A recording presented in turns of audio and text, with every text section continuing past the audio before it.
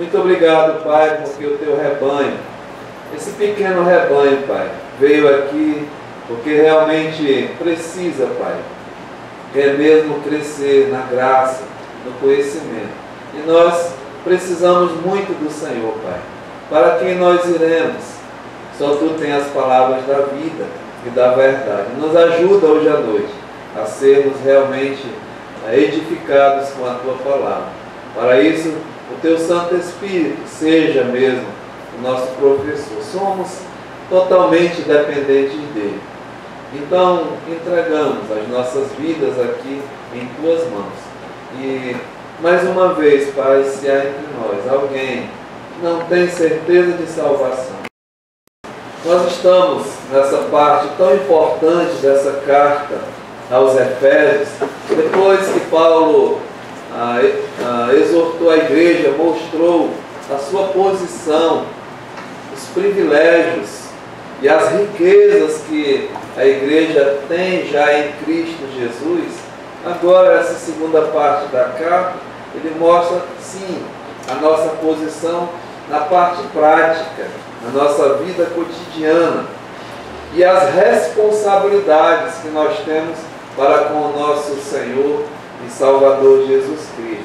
Então Paulo diz: rogo-vos, pois eu, o prisioneiro do Senhor, que andeis, né? É o andar, é a nossa conduta diária, é o caminhar, é o nosso viver, é o nosso procedimento prático. Então ele diz: vivei de um modo digno da vocação a que fostes chamados.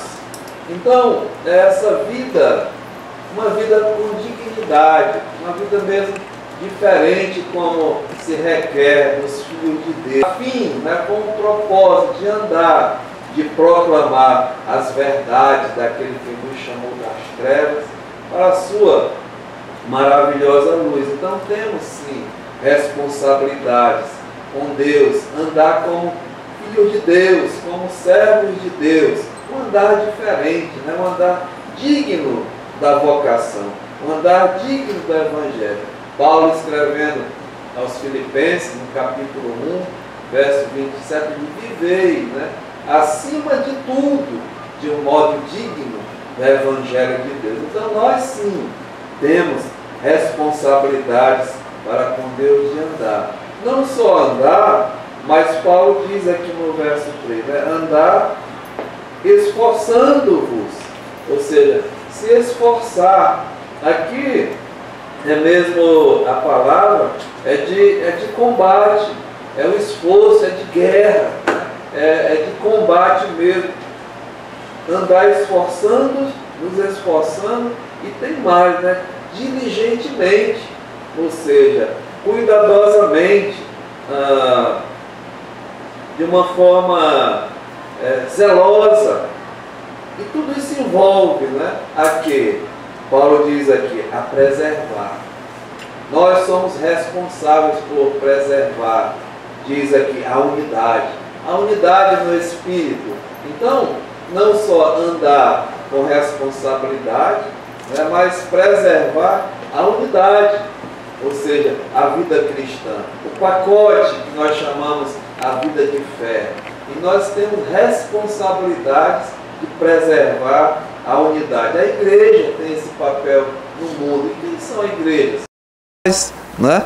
Requer de nós andarmos nesse mundo e preservar a unidade, ou seja, as doutrinas cardinais, cardeais, que não têm sombra de dúvidas, nem de mudança, nem mesmo de negociar nenhuma. São doutrinas cardeais, dadas uma vez por todas aos salvos, aos crentes. E Judas também. Aliás, né, os discípulos, os apóstolos, ficaram com essa incumbência de batalhar. E eles escreveram as cartas, e o doutrinamento da igreja sempre era isso. Nós estamos numa guerra, né? Numa guerra espiritual. E como soldados, vamos batalhar, irmãos, pelas doutrinas, pelo corpo de doutrina contra os inimigos de Deus. Os inimigos de Deus, Satanás, esse mundo, né, os falsos, enfim, é uma guerra, é uma luta mesmo, é uma batalha para manter. Então, o Judas diz, quando escrevia, né, acerca da nossa comum salvação, é que exortei a vós outros de batalhardes firmemente pela fé que uma vez por todas foi entregue aos santos, ou seja, a unidade.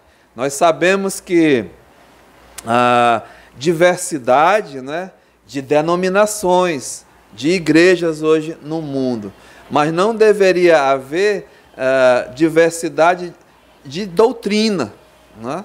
A igreja está espalhada mundialmente em cidades, em estados, mas em termos doutrinários era para ser uma unidade só, mas não é o que nós vemos nos dias de hoje, e até mesmo no primeiro século os apóstolos, eles eram os principais defensores da fé e deixaram esse legado para a igreja, né, que nós temos que batalhar. Então Paulo exorta a igreja aqui em Éfeso, né, a batalhar. E a nós hoje à noite aqui, né, no atual ano de 2016, né, em Manaus, na igreja Hebron. Então, a batalhar diligentemente por essa unidade no Espírito. Então, Paulo diz, olha, as doutrinas, né, que nós devemos batalhar, a unidade, não tem aqui que negociar, é inegociável, não tem mudança, ou seja, nós temos que firmar, segurar aquilo que foi entregue a nós. E é o lema, aliás, teria que ser o lema da igreja, né, que Paulo deixou. Ele diz, eu entreguei o que também recebi. E ao longo dos séculos, a igreja tem esse papel de entregar o que recebeu e combater. É uma guerra, irmãos, por isso essa linguagem aqui militar, né? Então, Paulo diz, olha, verso 4, né? Há somente um corpo, o corpo espiritual de Cristo, nós tratamos a unidade, né? Continua, um só Espírito, é o único Espírito, o Espírito Santo, nós tratamos, como também fostes chamados, numa só esperança da vossa vocação. Há uma só esperança, né? Nós tratamos semana passada. E agora, verso 5 diz, há um só Senhor. Há um só Senhor. Um único Senhor. E, amados, esse Senhor aqui está tratando mesmo da pessoa de Jesus Cristo. É o Senhor Jesus. Ou seja, nós não temos nenhuma dúvida que aqui se trata do senhorio de Jesus Cristo. E nós vamos ver hoje à noite, né, em todo o Novo Testamento, esse título que foi dado a Jesus, né, não só dado, mas conquistado por Jesus, o de Senhor. E o senhorio mesmo sobre toda a criação, sobre toda a terra, sobre toda a criatura. Então Jesus Cristo, ele veio, né? Foi uma promessa de Deus, foi prometido, e ele veio a esse mundo para ser Senhor, para ser o Senhor de todos, né? Então, foi mesmo ao longo do Velho Testamento, podemos dizer assim, profetizado, que esse Jesus viria a esse mundo para ser o Senhor. Então, vamos ver, primeiramente, né? Ele veio para ser o Senhor. Lucas, sem nenhuma dúvida, né? Lucas no capítulo 2, Lucas capítulo 2, e no versículo... Vamos ler, né, do capítulo 2, verso 1. Diz assim, naqueles dias foi publicado um decreto de César Augusto, convocando toda a população do império para recensear-se. O primeiro recenseamento, foi feito quando Quirino era o governador da Síria. Todos iam alistar-se, cada um à sua própria cidade. José também subiu da Galiléia, da cidade de Nazaré, para a Judéia, a cidade de Davi, chamada Belém, por ser ele da casa e família de Davi, a fim de alistar-se com Maria, sua esposa, que estava grávida. Estando eles ali, aconteceu completarem-se-lhes os dias, e ela deu à luz o seu filho primogênito, né? O primeiro filho. Ou seja, indica que a Maria teve outros filhos. Jesus não era o unigênito, ele era o unigênito, filho de Deus, mas de Maria era o primogênito, ou seja, o primeiro, né? Diz aqui, enfaixou e deitou numa manjedoura, porque não havia lugar para eles na hospedaria. Havia naquela mesma região pastores que viviam nos campos e guardavam seu rebanho durante as vigílias da noite. E um anjo do Senhor desceu aonde eles estavam, e a glória do Senhor brilhou ao redor deles. A glória de Deus, né? E ficaram tomados de grande temor. O anjo, porém, lhes disse: não temais, eis que vos trago boa nova de grande alegria. Notícia boa, né? De grande alegria, que será para todo o povo.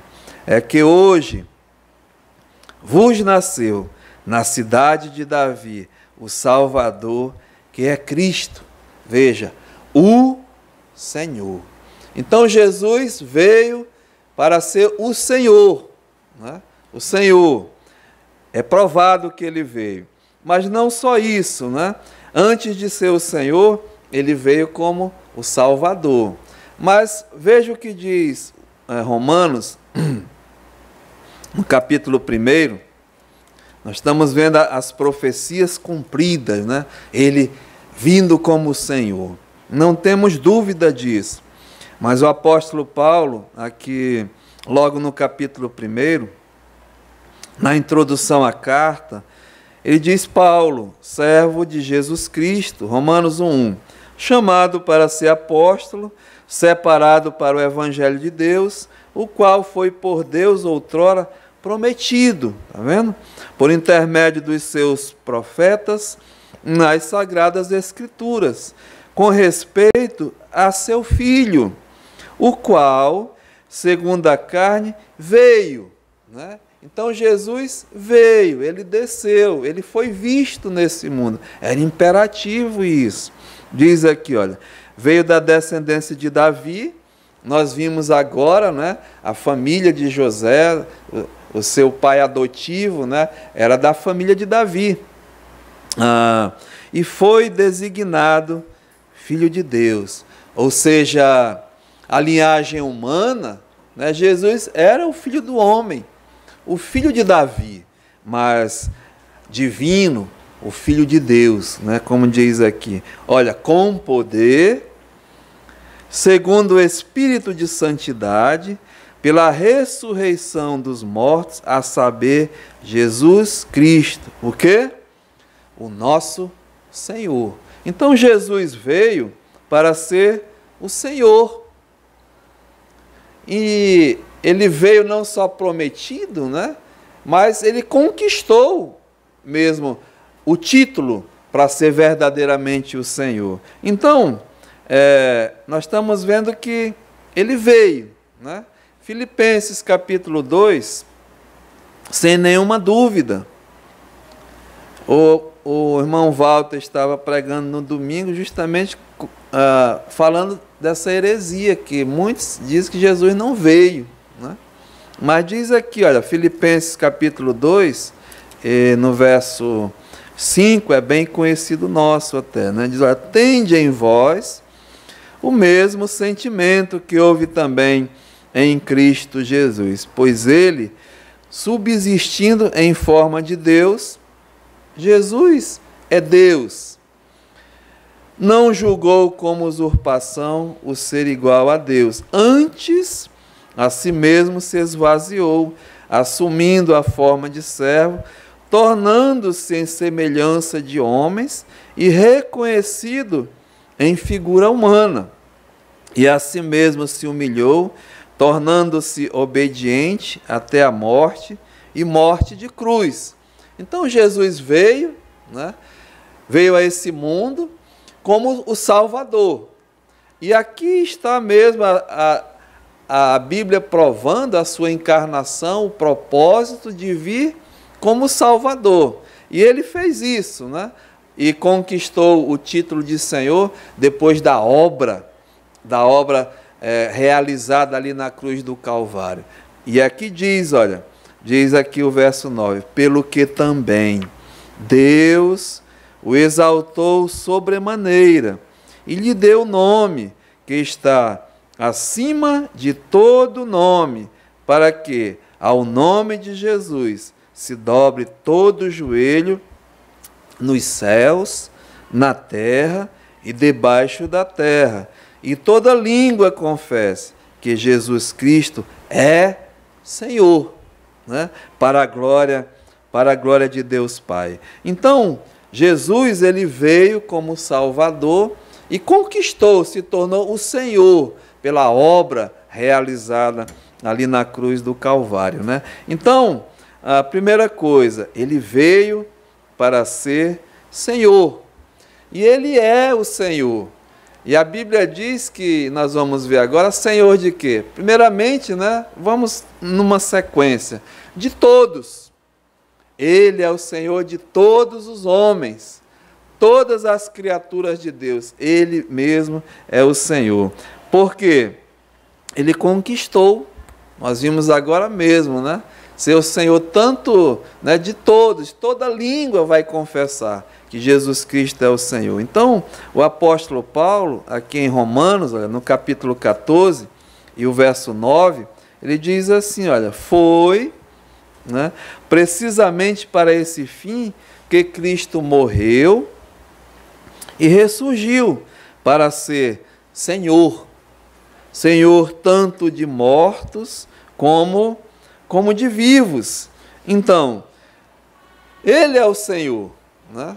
Ele, antes de ser glorificado, retornar ao Pai, ele disse assim, olha, toda a autoridade me foi dada nos céus e na terra. Todos pertencem a ele, sem exceção. E ele é o Senhor hoje, tanto dos mortos como dos vivos. Não só Jesus é o Senhor de todos os homens, mas ele é o Senhor da salvação. Ele é o Senhor da salvação. Olha o que diz aqui Romanos, no capítulo 10. Romanos, capítulo 10 e versículo 8. Romanos 10, 8, diz assim, porém que se diz, a palavra está perto de ti, na tua boca e no teu coração, isto é, a palavra da fé que pregamos. Se com a tua boca confessares Jesus como Senhor, e em teu coração creres que Deus o ressuscitou dentre os mortos, serás salvo. Porque com a boca, aliás, com o coração se crê para a justiça, e com a boca se confessa a respeito da salvação. Porquanto a Escritura diz, todo aquele que nele crê não será confundido, pois não há distinção entre judeu e grego, uma vez que o mesmo é o Senhor de todos, está vendo? Ele é o Senhor de todos, rico para com todos os que o invocam, porque todo aquele que invocar o nome do Senhor será salvo. Então Jesus Cristo, né? Ele é o Senhor tanto dos vivos como os dos mortos. Nós sabemos, né, que nem todos vão alcançar a salvação, mas Ele é o Senhor, não tem conversa. Mas daqueles que o invocam como o Senhor, Ele é, né, o autor da salvação. Ele é o Senhor da salvação e Ele dá a salvação. Aqueles que se achegam, daqueles que se achegam de forma humilde, confessando os seus pecados. Esse é o Evangelho, né? Então Jesus Cristo, Ele é o Senhor, Ele é mesmo o Salvador. Veja 1 Coríntios, o Senhor da salvação, né? 1 Coríntios, no capítulo 1 e o versículo 9, diz assim, olha: fiel é Deus, pelo qual fostes chamados a comunhão do seu Filho Jesus, nosso Senhor. Né? A salvação é através do Senhor Jesus Cristo. E nós nos chegamos a Deus pelo nosso Senhor e Salvador Jesus Cristo. E Ele diz categoricamente, irmãos, em João 14:9, né? Eu sou o caminho, eu sou a verdade, eu sou a vida. E ninguém vem ao Pai senão por mim. Ele é o Senhor da salvação. Por isso que Pedro diz, né?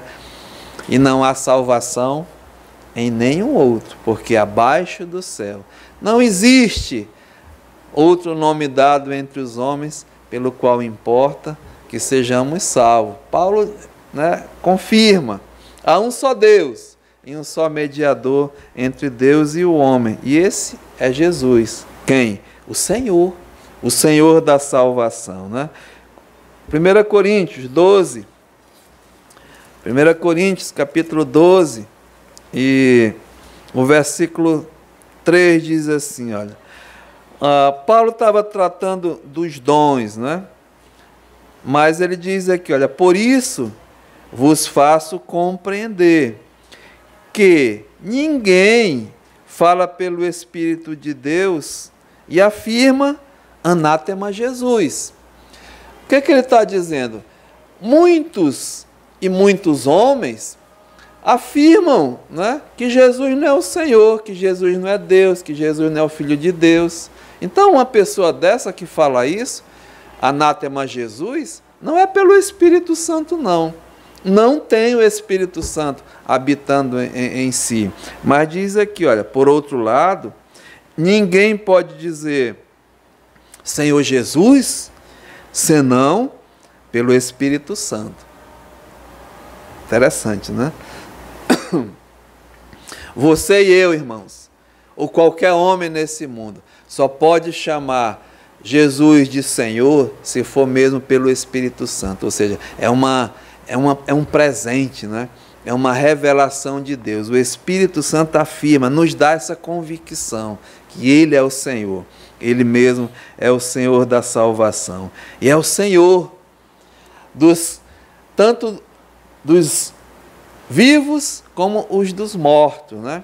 A Bíblia faz assim uma diferença em termos de teologia, quando fala de vivos espiritualmente falando, e mortos, né? Mortos espiritualmente. Mas Jesus é o Senhor de todos, tanto mesmo de vivos como de mortos. E Ele tem o poder, porque Ele recebeu esse poder, né? Então, Ele é o Senhor da morte. Nós vamos ver mais à frente. Ele é o Senhor da vida. Então, em Jesus, todos vão ser ressuscitados. Todos.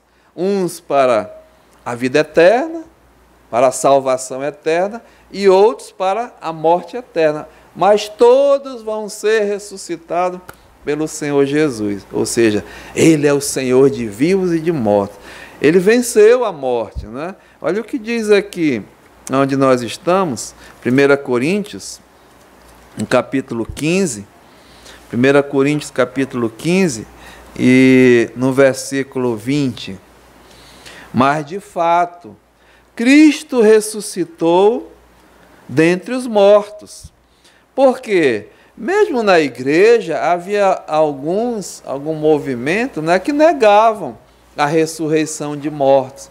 Mas Paulo aqui está, assim, esse capítulo 15 de Coríntios, é um capítulo que segura mesmo, né, a certeza, a garantia que Jesus Cristo ressuscitou. E na ressurreição dele, é a nossa garantia de vida eterna, né? Então, Paulo mesmo afirma que Jesus Cristo foi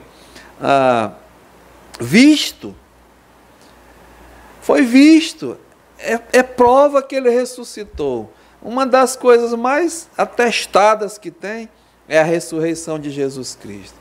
Foi visto, né? A Bíblia diz, pelos soldados que o guardavam, pelas mulheres, foi visto pelos discípulos, foi visto por mais de 500 e até por Paulo, ele diz, né? Então, como negar a ressurreição de Cristo? É nela que depende mesmo toda a nossa vida, toda a nossa esperança, e é que ele está dizendo aqui, olha, veja, no verso 12, combatendo, se é corrente pregar-se que Cristo ressuscitou dentre os mortos, como, pois, afirmam alguns entre vós que não há ressurreição de mortos? E se não há ressurreição de mortos, então Cristo não ressuscitou, né? E se Cristo não ressuscitou, olha, irmãos, desculpa a palavra, né, mas a desgraça que seria, né, da nossa e até da humanidade e de tudo que está envolvido. Diz aqui, olha, se Cristo não ressuscitou, é vã a nossa pregação. Eu estou perdendo tempo aqui, né? A igreja de Deus. É vã a nossa fé. Somos tidos como falsas testemunhas de Deus, porque temos asseverado contra Deus que ele ressuscitou a Cristo, o qual ele não ressuscitou. Então, é uma mentira, não é? Se Deus está dizendo que Cristo ressuscitou e nós não pregamos que ele não ressuscitou, estamos fazendo Deus de mentiroso. Mas Paulo diz aqui, é certo, né? Se é certo que os mortos não ressuscitam, está vendo? Mas diz, olha, por quê? Se os mortos não ressuscitam, também Cristo não ressuscitou. E se Cristo não ressuscitou, é vã a nossa fé, e ainda permaneceis nos vossos pecados. Tudo depende, né, na ressurreição. E ainda mais, os que dormiram em Cristo pereceram. E se a nossa esperança em Cristo se limita apenas a esta vida, somos os mais infelizes de todos os homens. Mas, irmãos, não é nada disso, né? Como nós vimos na semana passada, a nossa esperança é uma certeza, é uma convicção, é um dom de Deus. Nós esperamos com confiança, né? Mas Paulo diz aqui, olha, de fato, Cristo ressuscitou dentre os mortos, sendo ele as primícias dos que dormem. Ou seja, Cristo já ressuscitou. Primeiro, nenhum homem nesse mundo, né, teve o poder ou recebeu o poder de ressuscitar dentre os mortos. Só Jesus está vivo à destra de Deus. Então, visto, né, que a morte veio por um homem, também por um homem veio a ressurreição dos mortos. É o Senhor, tanto dos mortos como dos vivos. E aqui diz, olha, porque assim como em Adão todos morrem, assim também todos serão vivificados em Cristo. Vai haver sim a ressurreição de todos. Agora, Paulo faz uma revelação aqui, né? Cada um. Porém, por sua própria ordem. Vai haver uma ordem nas ressurreições, né? Diz aqui, olha, Cristo, as primícias. O primeiro, já ressuscitou, já está com Deus. Aí diz, olha, depois os que são de Cristo na sua vinda. Né? Bem claras as Escrituras. Vai haver uma segunda ressurreição, que seria dos que são de Cristo. na sua vinda. E o apóstolo Paulo ensina, né, sobre a bendita esperança do arrebatamento da igreja. Quando a igreja for arrebatada, estaremos, a Bíblia diz, nós, os vivos, os que ficarmos, seremos o quê? Transformados, no momento, né, num abrir e fechar de olhos, nós seremos transformados. E os que estão em Cristo, os que dormem, Ele vai trazer os seus espíritos e vai ressuscitar os seus corpos e vai haver a união, né? Um corpo glorioso. E nós, os vivos, seremos transformados. E juntos subiremos, estaremos com o Senhor nos ares, né? Entre as nuvens. E assim participaremos e ficaremos com Ele para sempre, irmãos. Então, é o Senhor, tanto dos mortos como os dos vivos. Mas o restante, a Bíblia diz aqui, olha, então virá o fim.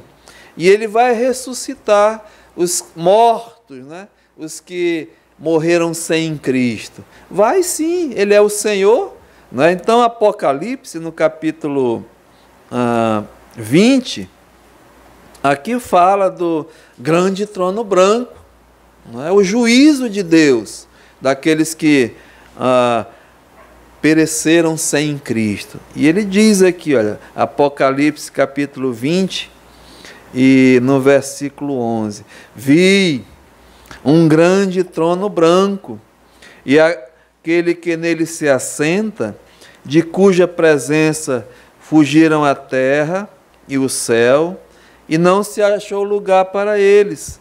Vi também os mortos, está vendo? Os grandes e os pequenos, postos em pé diante do trono. Então se abriram livros, e ainda outro livro, e o livro da vida foi aberto. Os mortos foram julgados, cada um conforme as suas obras, conforme o que se achava escrito no livro, aliás, o que se achava escrito nos livros. Cada um, a Bíblia diz, cada ser humano, cada um dará conta, né, diante de Deus, daquilo mesmo, vai prestar conta com o que viveu nesse mundo. Diz aqui, olha, não vai escapar um, né? Deus deu o mar aos mortos que nele estavam. A morte e o além entregaram os mortos que neles havia, e foram julgados, um por um, segundo as suas obras. Verso 15, e se alguém não foi achado inscrito no livro da vida, esse foi lançado para dentro do lago de fogo. Verso 8 do capítulo 21, dá uma relação, né, de quem são essas pessoas. Diz aqui, olha, quanto porém aos covardes, aos incrédulos, aos abomináveis, aos assassinos, aos impuros, aos feiticeiros, aos idólatras e a todos os mentirosos, a parte que lhes cabe será no lago que arde com fogo e enxofre, a saber, a segunda morte, o juízo de Deus, né? O Senhor dos senhores, Ele mesmo vai julgar todos. E a Bíblia mesmo diz, né, irmãos? Todo joelho se dobrará, toda língua confessará que Jesus Cristo é Senhor. Então a Bíblia diz, né? Se nós fizermos isso, eu acredito e espero, eu estou vendo todos aqui, conheço, são crentes em Jesus Cristo, né? Nós já fizemos isso em vida, né? Acabamos de ler. Se com tua boca confessares a Jesus como Senhor, e em teu coração crer que Deus o ressuscitou dentre os mortos, serás salvo. Porque com a boca se confessa a respeito, né, da salvação, e com o coração que se crê. E não vamos ser confundidos, irmão, não tenha nenhuma dúvida disso. Ele é o Senhor da salvação, Ele já te deu, mas Ele é o Senhor também dos mortos, né, do reto juiz, da condenação. A quem? Aqueles que não aceitaram, aqueles que não quiseram ouvir. É uma pena, é uma tristeza. Eu falo mesmo isso, né, com o coração partido, mas é a verdade. Com Deus ninguém se brinca. Estão brincando com Deus, né? Não querem saber de Deus. E até hoje, assim, no nosso país, nós escutamos, né, uma tragédia, uma tristeza mesmo, uma morte, como foi hoje, de várias pessoas, né? E muitos estão consternados, muitos questionando, por que Deus, né? Por que isso? Mas a certa altura, irmãos, os fariseus chegaram e interpelaram Jesus acerca de... eu esqueci o nome dos galileus, né? Foi dos galileus que foram mortos e o sangue deles misturado com o sangue dos sacrifícios lá que o Pilatos estava fazendo, né? E eles questionaram sobre aqueles galileus. E Jesus disse, eles foram mortos não porque ele era piores do que os demais pecadores de Jerusalém, né? Mas que o conselho que Jesus disse, arrepende-te, arrepende-te. E aqueles 18 que a torre de Siloé caiu em cima e matou todos, eles questionaram Jesus. Jesus disse, eles não eram piores pecadores do que o restante de Jerusalém, não. Então, irmãos, quando vocês vão ver, e nós vamos ver tragédias, sim, tristes, né? Coisas que acontecem nesse mundo, o pecado atingiu. O diabo, ele é o destruidor. E vão perecer, sim, não é culpa de Deus, não. Isso é consequência do pecado. Mas Jesus aconselha o quê? Arrepende-te. E nós somos aqueles que temos que pregar, né? Temos que proclamar. Mas Ele é o Senhor, o reto juiz, e vai julgar. Então, Jesus, Ele veio, irmãos, como Salvador, bondoso, oferece, né, a salvação a todos. Mas nem todos aceitam, rejeitam. Mas Ele é o Senhor. Ele é o Senhor de todos os homens. Ele é o Senhor da salvação. Mas Ele é mais, não é? Ele é o Senhor do Satanás. Ele é o Senhor mesmo do diabo. Quando Jesus Cristo foi apresentado publicamente, Ele passou 30 anos, né, aqui nesse mundo, mas de certa forma oculto, não publicamente. Mas quando Ele mesmo chegou o momento, Ele foi batizado e desceu sobre Ele o poder do Espírito Santo. A Bíblia diz que Ele foi mesmo revelado ao mundo, né? E logo, a Bíblia diz que o Espírito Santo levou Jesus para mesmo uma prova de fogo. Jesus foi ao deserto, né, para ser tentado pelo adversário, pelo Satanás. E vocês sabem bem que Jesus venceu a tentação, né? Mas no final, em Lucas, no capítulo 4, diz assim, olha, Lucas capítulo 4, e no versículo 12, por questão de tempo, eu não vou ler toda a tentação, mas diz aqui, olha, no final dela, Lucas 4,12. Respondeu-lhes Jesus, dito está, não tentarás quem? O Senhor teu Deus. A tentação era com quem? Com Jesus, né? Era pessoalmente. Ele diz, olha, não tentarás o Senhor teu Deus. Então, Jesus é o Senhor do diabo. E ele venceu, né? Ele tirou a autoridade lá na cruz do Calvário. Nós lemos em Colossenses capítulo 2, se eu não me engano é 19, por ali, né? O pastor Nivan sempre lê, mas vamos ver aqui, é Colossenses 2, 15, desculpa, diz assim, olha, ele venceu o diabo, né? Despojando os principados e as potestades.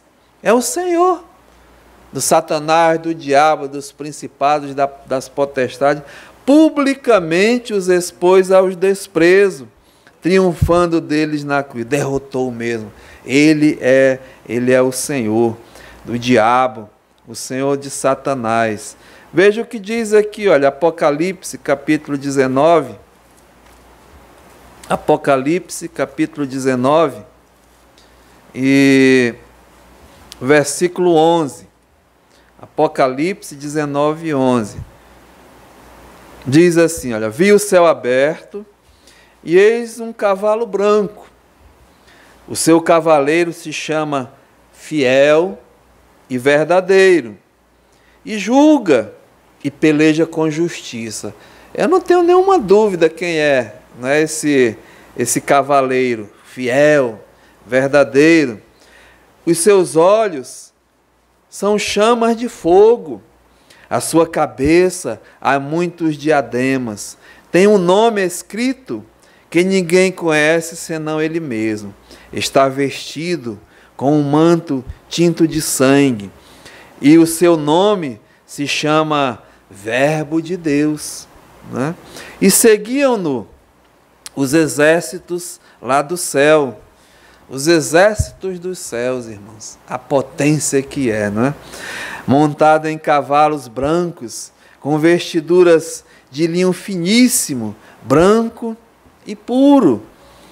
Saía da sua boca uma espada afiada, para com ela ferir as nações, e ele mesmo as regerá com cetro de ferro, e pessoalmente pisa o lagar do vinho do furor da ira do Deus Todo-Poderoso. Tem no seu manto e na sua coxa um nome inscrito: Rei dos Reis e Senhor, né? Senhor dos Senhores. Vai destruir os principados, as potestades, o diabo e Satanás. Veja o verso 19. Vi a besta.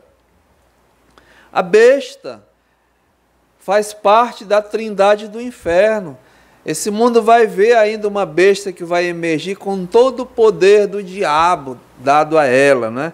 Então vi a besta e os reis da terra com os seus exércitos congregados para pelejarem contra aquele que estava montado no cavalo e contra o seu exército, contra o Senhor dos Senhores, né? Diz aqui, olha, mas a besta foi aprisionada, e com ela o falso profeta. O diabo, o Satanás, ele é o maior imitador de Deus. Ele tem uma trindade, a besta e o falso profeta, né? E ele diz aqui, olha, com sinais feitos diante dela, seduziu aqueles que receberam a marca da besta. Esse mundo ainda vai ver muita coisa, irmãos. Ele vai seduzir muitos ainda, colocar uma marca, né? Diz aqui, e eram os adoradores da sua imagem. Os dois, veja, foram lançados vivos dentro do lago de fogo que arde com enxofre. Vão ser vencidos por esse Senhor, o Senhor dos Senhores. As potestades, os principados, a besta, o falso profeta e o diabo Satanás. Nesse mesmo capítulo aqui, Apocalipse capítulo 20, veja verso 10. O diabo, né? O sedutor deles foi lançado para dentro do lago de fogo e enxofre, onde também se encontram não só a besta, como também o falso profeta, e serão atormentados dia e noite pelos séculos dos séculos. Irmãos, esse Jesus, ele é Senhor, Ele veio para ser o Senhor. Ele é o Senhor de todos os homens. Ele é o Senhor da salvação. Ele é o Senhor daqueles que vão perecer no inferno, vai ser julgado. Ele é o Senhor do diabo, o Senhor do Satanás, o Senhor mesmo das principados, das potestades. Ele é o Senhor. Ele é o Senhor da morte do inferno. Repare o que diz aqui a Bíblia, né? No capítulo 15 de 1 Coríntios, Ele é o Senhor da morte e também do inferno. 1 Coríntios, capítulo 15, e no verso 24 diz assim, olha, então virá o fim, quando Ele, está falando de Cristo, né, o Senhor, quando Ele entregar o reino ao Deus e Pai, quando houver destruído todo o principado, bem como toda potestade e poder. Nós vimos agora há pouco. Porque convém que Ele reine, e até que haja posto todos os inimigos por debaixo dos seus pés. E o último inimigo a ser destruído é quem? É a morte. Ou seja, a morte ainda não foi destruída, né? Mas Jesus é vitorioso já. Ele já venceu a morte, né? Ele vai mostrar que ele já venceu a morte porque ele está vivo. Ele já é vencedor, né? Ele vai mostrar que ele venceu a morte quando ele ressuscitar os mortos em Cristo, né? Por isso que diz aqui, mesmo em 1 Coríntios, olha só, no versículo 51, quando diz assim, olha, eis que vos digo um mistério. Paulo está revelando um mistério, que não é mais, né? Nem todos dormiremos. O que é que ele está dizendo? Ele se inclui. Nem todos os crentes em Cristo Jesus vão dormir, porque o crente não morre, né? Ele dorme em Cristo. Ausente do corpo, irmãos, é presente com o Senhor. Você não tem nenhuma dúvida disso. Mas, veja, nem todos dormiremos, mas transformados seremos todos. No momento, no abrir e fechar de olhos, ao ressoar da última trombeta, a trombeta soará. Os mortos ressuscitarão incorruptíveis, aqueles que estão com o Senhor, né? E nós, Paulo se incluía, né, que ele estava vivo, seremos transformados, porque é necessário que este corpo corruptível, esse nosso corpo de pecado, de doença, de dor, de tristeza, de angústia, né, se revista de incorruptibilidade, e que o corpo mortal se revista de imortalidade. E quando isso acontecer, nesse momento diz aqui, olha, este corpo corruptível se revestir da incorruptibilidade, que é com o poder do Senhor Jesus, que ele já venceu a morte, né? E ele tem autoridade para fazer isso. Diz, o que é mortal se revestir de imortalidade, então se cumprirá a palavra que está escrita. Tragada foi a morte pela vitória, né? Então, é a vitória sobre a morte. Com Jesus já na primeira etapa, vamos dizer assim. Com os que são seus nessa segunda etapa. E no final, irmãos, não parou por aqui não, né? Nós lemos lá, quando Jesus ressuscitar os mortos, os não salvos para aquele juízo, a morte vai perder mesmo toda a sua autoridade. É o que diz aqui, olha, no Apocalipse capítulo 20, vamos ver lá, né? Apocalipse capítulo 20, e no versículo 14, Apocalipse 20, 14. Então a morte, veja, e o inferno foram lançados para dentro do lago de fogo. Esta é a segunda morte, o lago do fogo, tá vendo? Então o Senhor agora venceu a morte, né? Derrotou a morte. acabou com a morte. O inferno também já está dentro do lago do fogo. Então diz aqui em 21:4, olha, e lhes enxugará dos olhos toda lágrima. Ah, irmãos, não vai haver mais choro, né? A morte, veja, já não existirá. Acabou a morte. Não vai ter. Esse é o último inimigo a ser destruído. A morte é o inimigo, né? Ela não traz tristeza, dor, separação. Nós estamos vivendo isso, né? Mas esse inimigo, irmãos, vai ser destruído pelo Senhor da morte, né? Não haverá mais... Então lhes enxugará dos olhos toda lágrima. A morte já não existirá, já não haverá luto, nem pranto, nem dor, porque as primeiras coisas já passaram. Então Jesus é o Senhor. Não temos nenhuma dúvida disso, né? Ele é o Senhor, Ele veio para ser Senhor. Ele é o Senhor de todos, de vivos e de mortos. Ele é o Senhor da salvação. Ele é o Senhor do Satanás, do diabo, dos principados, das potestades. Ele é o Senhor da morte. Ele é o Senhor do inferno.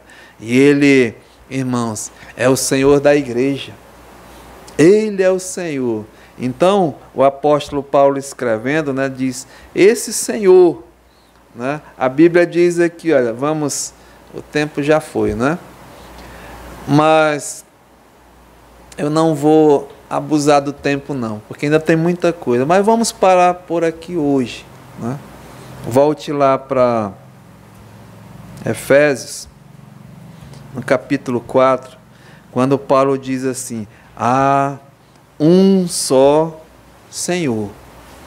Está falando sem sombra de dúvidas, irmãos, do senhorio de Jesus Cristo.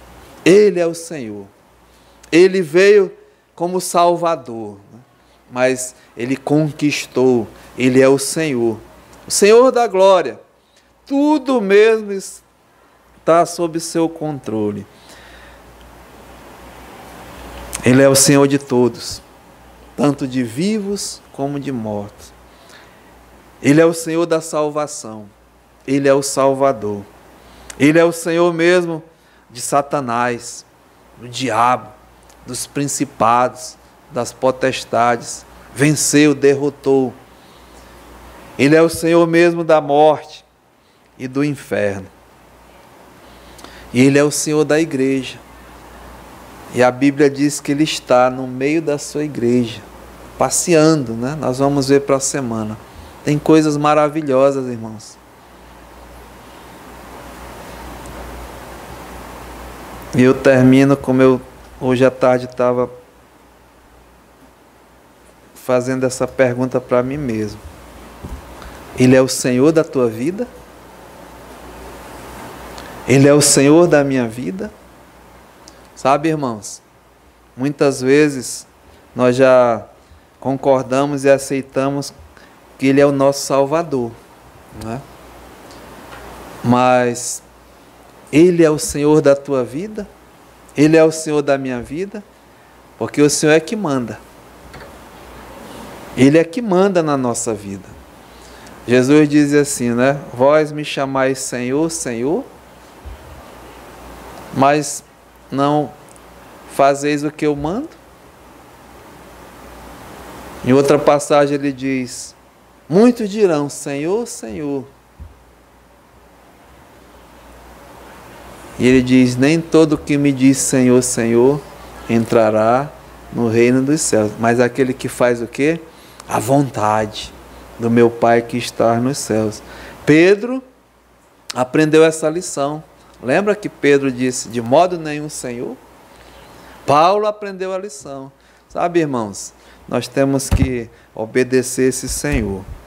Ele já é o Senhor das nossas vidas, Ele já é o nosso Salvador, né? Mas vamos entregar mesmo, completamente, a nossa vida a esse Senhor. Pai, eu te louvo, Senhor, porque o Senhor é Senhor. O Senhor veio como o Senhor conquistou, Pai, o senhorio sobre todas as coisas. Toda a autoridade te foi dada nos céus e na terra. O Senhor é mesmo o Senhor da salvação. É o Senhor de Satanás. É o Senhor dos principados da potestade. É o Senhor da morte. É o Senhor do inferno. É o Senhor da igreja. Mas, Pai,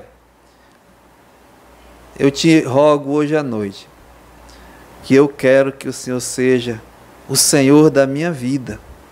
Não mais eu, mas Cristo que vive em mim. Que o Senhor possa mandar e eu obedecer, Pai. E eu te confesso que muitas vezes eu não deixei, eu não permiti, ou ainda eu não deixo, eu ainda não permito o Senhor ser o Senhor da minha vida. Me ajuda, Pai, e que eu possa sair daqui obedecendo aquilo que Tu mandas. E realmente o Senhor tem o melhor para cada um de nós. Experimentar o senhorio pleno, como Paulo diz. Não eu que vivo, mas Cristo vive em mim. E viver como o Senhor da minha vida, Pai. Me ajuda, nesse tempo ainda de vida que o Senhor tem me dado, a fazer isso para a honra e glória do Teu santo nome. Pai, aceita a nossa gratidão. No nome de Jesus. Amém.